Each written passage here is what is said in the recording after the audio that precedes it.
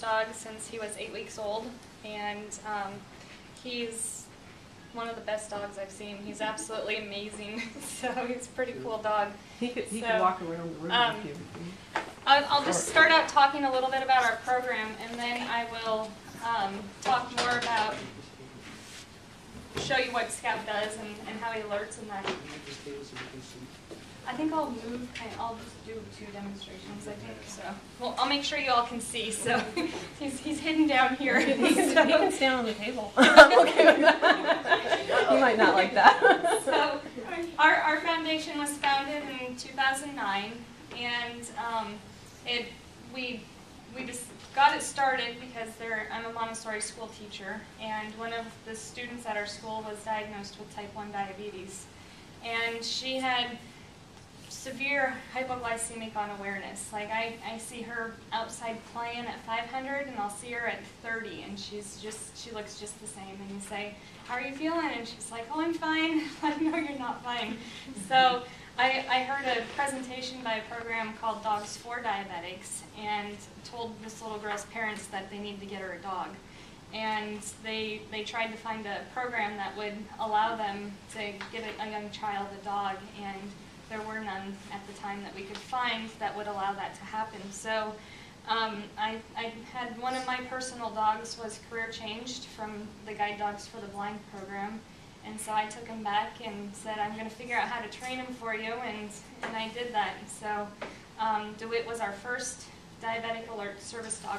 I brought with me Perry Kamakaala and Feral Kamakaala and their 2 children, Hudson and Hayden. And Hayden is also a type 1 diabetic.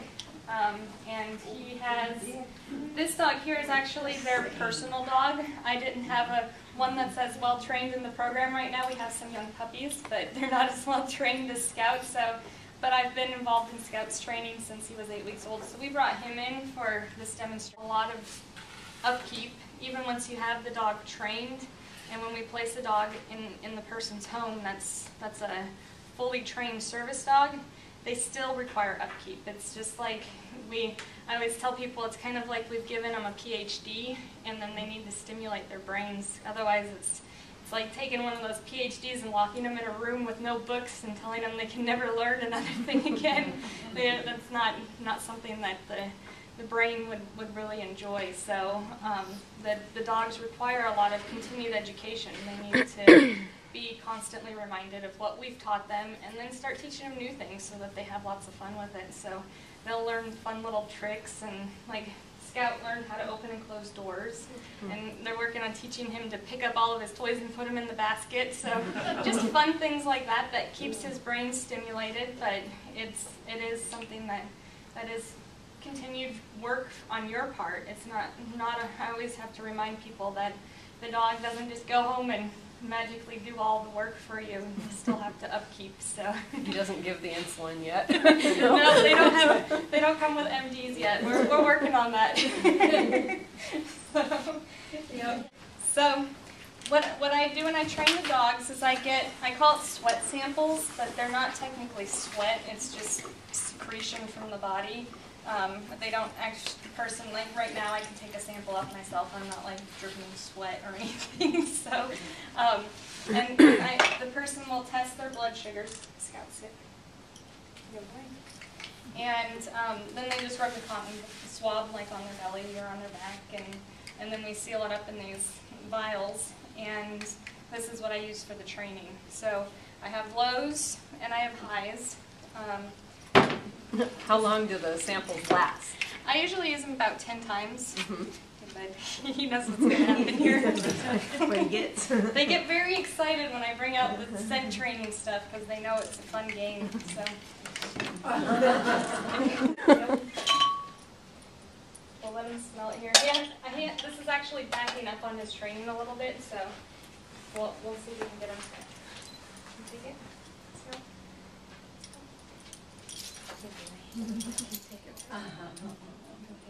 What's going on? Good boy.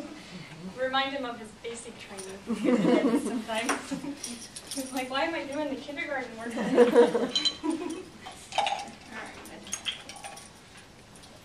good.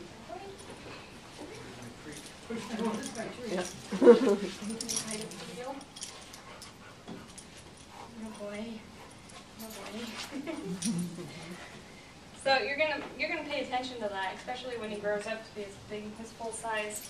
When he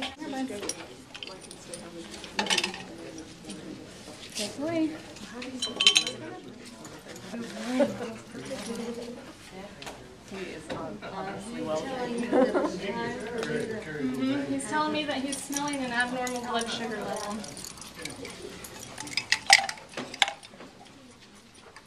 How low does he detect and how high does he notice it?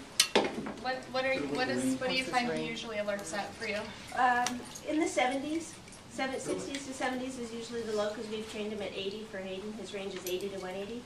And he'll nail 187, 192. Wow. Yeah. So he alerts for high blood sugar and low blood sugar. Yeah. Service animals are covered under the American Disability Act, and they're granted the exact same rights as a person. They're just like, you know, if they're like a leg for your body, so they can't say you can't bring in your right leg. So the dog is allowed to enter any building, and you never have to pay anything extra for having the service dog with you.